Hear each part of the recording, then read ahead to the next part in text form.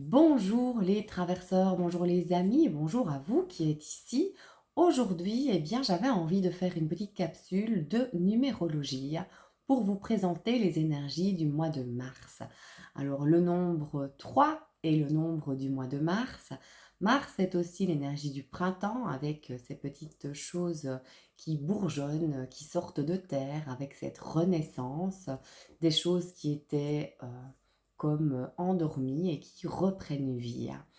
Alors, le nombre 3, je vais vous le présenter avec des petites cartes oracles.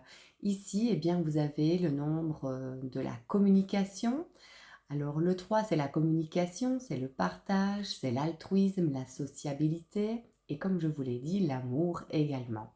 Donc, c'est un mois qui va être important pour redéfinir votre système relationnel et donc vos relations, celles qui vous nourrissent, celles qui vous détruisent peut-être, et donc de voir un petit peu comment vous pouvez rééquilibrer les choses ou transformer ou clôturer certaines relations qui ne sont plus porteuses si nécessaire.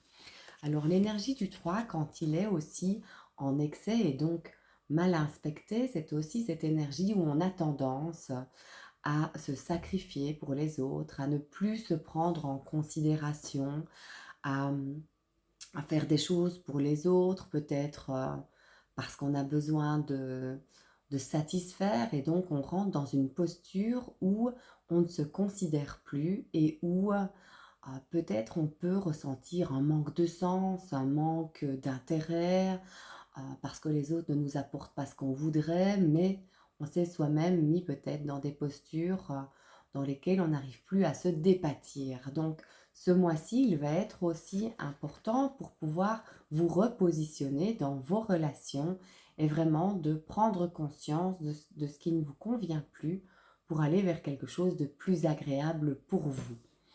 Alors, on a dit que c'était le chiffre de l'amour et l'amour, c'est aussi la passion, c'est les petites choses qui nous animent et qu'on a envie de mettre au monde. Alors, dans le tarot de Marseille, ici, le 3, c'est l'impératrice qui a une feuille ici posée sur le ventre et donc il y a certaines choses qui prennent vie.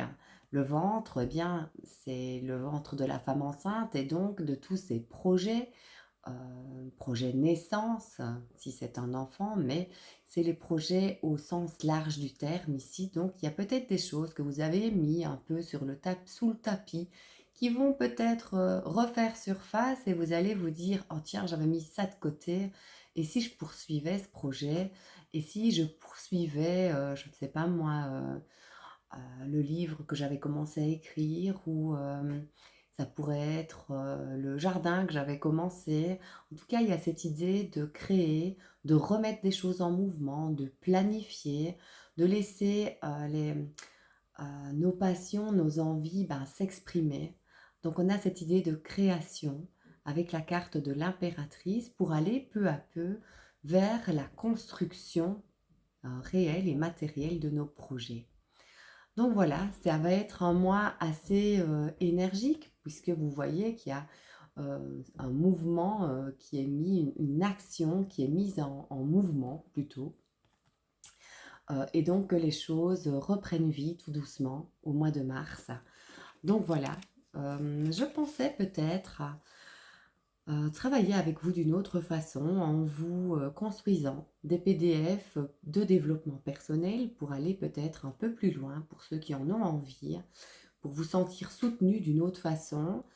C'est vrai que je propose des ateliers de développement personnel sur des sujets que vous pouvez aussi me proposer si vous avez besoin de travailler sur certaines problématiques de vie.